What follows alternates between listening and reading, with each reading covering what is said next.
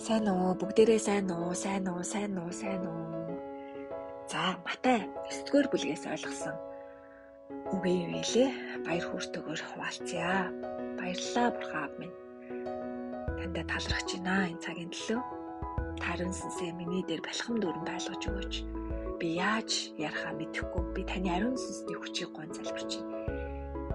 Үнэхээр ариун сүнсний ойлголтыг би гон залбирч байна. Хүний ойлголт, миний бодол санааг Есүс Христийн нэрээр эсэргүүцэж байна. Есүсийн нэрээр амен. За, 9-р бүлгийн 18 дугаар ишлэл.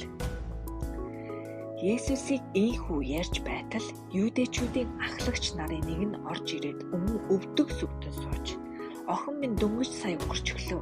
Харин та өөрөө манад очиод охинд минь гараа хүргвэл тэр минь ам орно л доо гэхэд Есүс босоод дагалдагчдынхаа хамт нөгөө хүнийг дагсаар явлаа. Амен амен. За энэ ишлэл энд бүр нэг хүн бүр амилцсан байж тээ үхгсэн байж байгаа бүр амилцсан байна.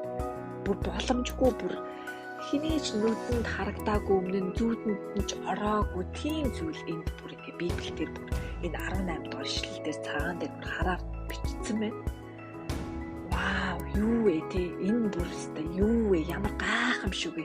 Бүр ямар гайхамшигын дотроос бүр үхсэн хүн амлина гэдэг юутай гайхамшигтай вэ?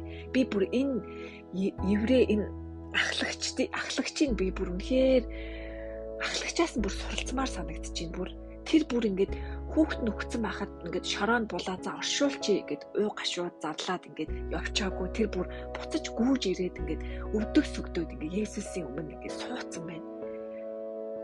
Тэг бүр тэрний нүдэнд боломжгүй бүр ингээд жам ёсороо бол боломжгүй гэдэг юм уу те энэ бол ингээд бусдын амьдралд боломжгүй тийм зүйлийг тэр өөрийнхөө амьдралд бүр ингээд харуулсан байна.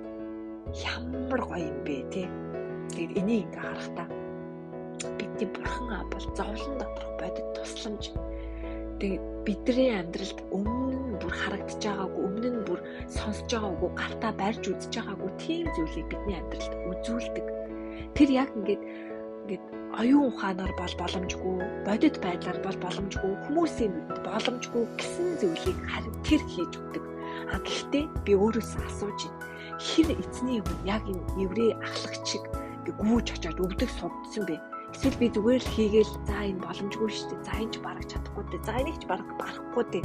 За энэ барах бүтэхгүй дээ гэд ингээд хоош нь тавиад эзний өмнө ингээд чирээд авчраад өвдөг сүгдөөд зуураад ингээгүй харин зүгээр л ингээд би өөрийнхөө оюун ухаандаа энэ боломжгүй энэ бүтэхгүй гэд бодцоод ингээд өнгөрчдөг бай тээ. Тэгээ би нэг ингээ өөрөөсөө асуумаар байна. Энэ бүр еврей ахлагчд бүр аллах ташаад чи шүү. Чи үнэхээр ямар мундаг юм бэ? Чи бүр ингээ охиныхоо төлөө бүр ингээ хүчэн охиныхоо бүр амьлуулаад чадчихлаа штэ. Үнэхээр халелуя. Эзэн үнэхээр ямар агуу вэ? Тэгээд би өмнө нь яг тэгэж айдаг тий. Өмнө нь зүгээр за энэ бүтэхгүй дээ, энэ болохгүй дээ. Энийг ч за яшигтаа энэ ч та бүтэхгүй гэсэндээ энэ ч бол угаасаач бүтэхгүй дээ гэсэн тэр зүйлсүүдийг би эзний өмнө бүр авчиржээ гэж би энэ хүний энэ гэрчлэлээс нь хараад би урам авч байна. Тэг яг энэ үед яг өвдөг сүгдөөд яг эзний өмнө авчирсан үед яг бүр ингээд зориулт гаргаад ирсэн үед эзнийг зориод ирсэн үед эзэн харин юу гэж хэлсэн бэ те. За эдгэнэ за тэгж жагаад эдгээчнэ гээгүй. Яг дагаад тэдний гэрлүү явсан байна. Яг дагаад гарт нь хүрүүл гэсэн гарт нь хүрхгээд явсан байна те. Тэг яг тэр үед л эзэн ингээд ажиллаа хийгээд хамт яваад хамт хийгээд эхэлдэг. Харин би өөрөө ингээд бүтэхгүй гэд авчрахгүй эзний өмнө авчрахгүй эзэнд мэдүүлэхгүй эзэн рүү ирэхгүй болвол тэр ингээд замархаад алга болт юм байна гэсэн ойлголтыг авч ийн. Тэгэхэд амьдралдаа би яаж хэрэгжүүлэх үү гэхээр